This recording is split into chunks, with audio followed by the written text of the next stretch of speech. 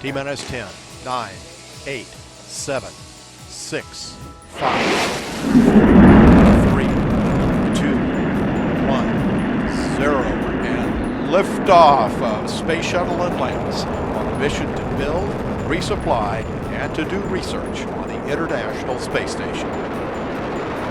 Houston now controlling. Atlantis begins its penultimate journey to shore up the International Space Station. Atlantis now on the proper alignment for its 8.5-minute ride to orbit. 4.5 million pounds of hardware and humans taking aim on the International Outpost. 30 seconds into the flight.